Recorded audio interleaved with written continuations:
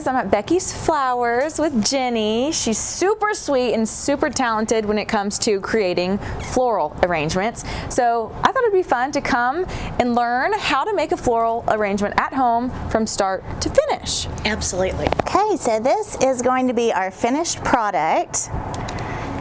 And it goes all the ways around, so that way if you have it sitting on a dining room table or something, it doesn't matter if you're sitting in the front or in the back because it goes all the way around.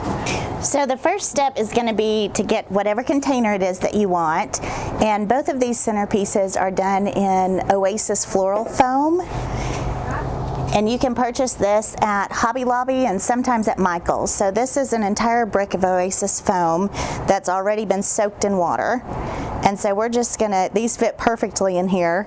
So we're just gonna squeeze this one down in here. Okay, so because of the time of year, we don't have any fresh Christmas greens in yet, but you can always use silk. So you can purchase these at your local craft store or from usually any florist will carry silk products, or you can order them online. So all of the greenery that you see today is actually artificial. And I think it's important to note that you can use artificial and fresh together. That's something that we do a lot with succulents because fresh succulents are very difficult to work with. So when we do succulent weddings or anything like that, then we usually use artificial succulents with the other real flowers. So with heavy wire cutters, you can take your artificial or real greenery, and you want to make it as large as possible.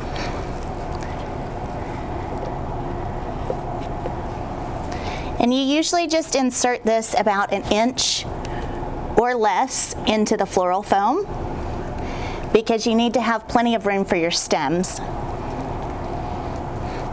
So this kind of gives you a general idea of the shape that we're going for. And then it's always a good idea to figure out what you want your height to be. So that's one type. In the floral industry, we suggest using at least 3 different types of greenery in any arrangement. So we can use this as our height guide. And see how it already has little pine cones on it? And 2, when it's artificial, you can manipulate it as much as you want, which really helps out.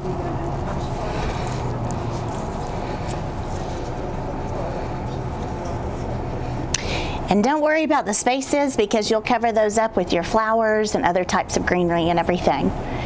So what I picked out are some giant Casablanca lilies. We also have some red carnations and some white daisies.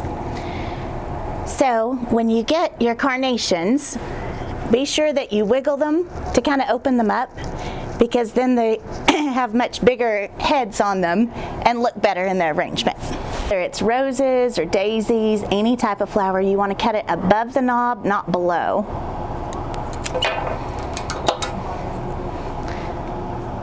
And then put it in at an angle, just like if you were holding a pencil. Put it in at an angle. And we can do that on both sides.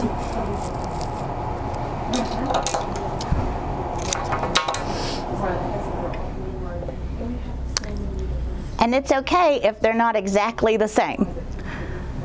Everything about flowers is asymmetrical because they're natural. So you're not going to get something that's absolutely perfect, and that's kind of what makes it beautiful. And to make sure that the face of your flowers, the prettiest part, is facing the direction you want it to face. So maybe you need to rotate it to where it comes up like this because that looks better. And the only thing that's a little bit difficult about using floral foam is wherever you create a hole by sticking a stem in it, that hole will always be there.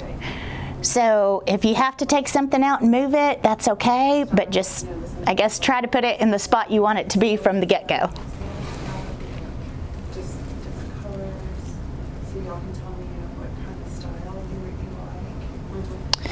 One of the main things that I see as a problem when people are trying to do their own arrangements at home is everybody tries to put the stem straight in, and then you wind up with an arrangement where everything's going straight up.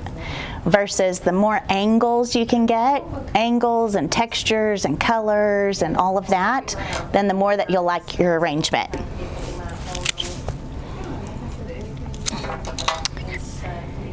And since we're using fairly basic flowers, all of these would be available for you to purchase at your local grocery store. But you do need to know there's a big difference in quality between what you purchase from a flower shop and what you get from a grocery store. And that is because there are different grades of flowers. So just like how there are different grades of diamonds, you can buy a diamond at Walmart or you can buy it from a diamond broker. You can buy a steak at Walmart or you can buy a steak from a private butcher. And nothing bad against Walmart, but there's just different grades of product, and the same thing is true with the floral industry. So when you purchase flowers at the grocery store, they have actually already been rejected by the grower as being a high enough quality to go to a flower shop. So kind of like a discount or factory reject type things. And so that's why the base life of them isn't as long as if you buy flowers from a florist. When you take your big flowers, like this is just one bloom off of that lily, the lilies have on them the pollen. Now we've already pulled the pollen off. It's super important that you go back and clean it up. Otherwise, that pollen can stain your tablecloths, your clothing, anything like this. So this is just a regular pipe cleaner, and we just use the end of it to kind of brush that pollen off.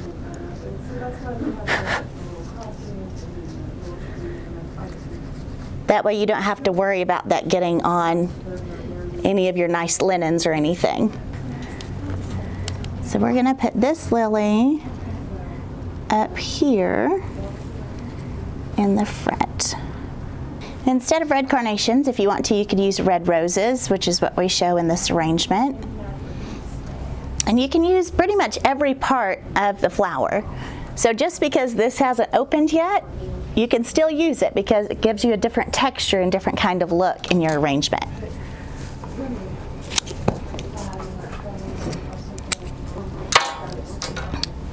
Or you can keep it all together as one piece.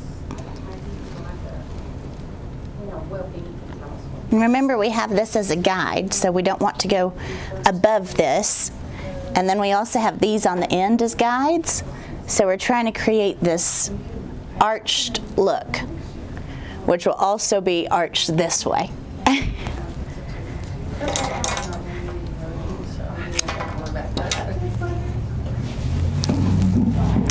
Get up so I can see. Flowers aren't near as delicate as we have been led to believe. You can do quite a bit more with them.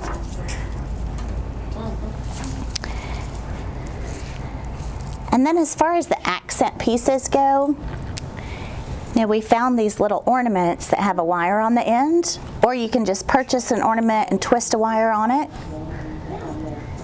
And so you can take this and actually wrap it around one of your stems so that it has some stability. This just doesn't look like mother. No,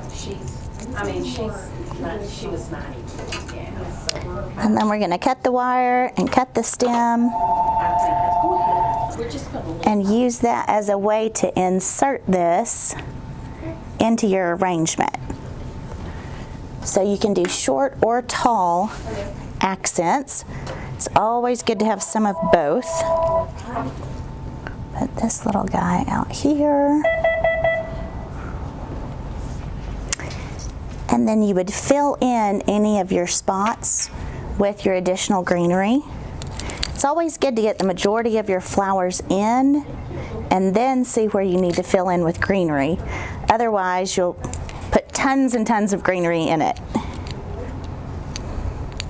So this is just one of those fun little Christmas picks that you can find at the store. And they already come on wire. So you can just kind of stick it in wherever, and that'll give you a little pop. So that's a basic idea of kind of your shape and how you need to get started on it. And then the finished product we saw at the beginning, which is this guy. And the only difference really on this one is that we have red roses in here instead of red carnations. These are so beautiful, Jenny. I love the idea and the tips ahead of the holidays. And it's so cool because the flowers are the only thing that's going to die, so you can replace it for, say, the next holiday, Valentine's Day. So that's pretty cool that they last a really long time.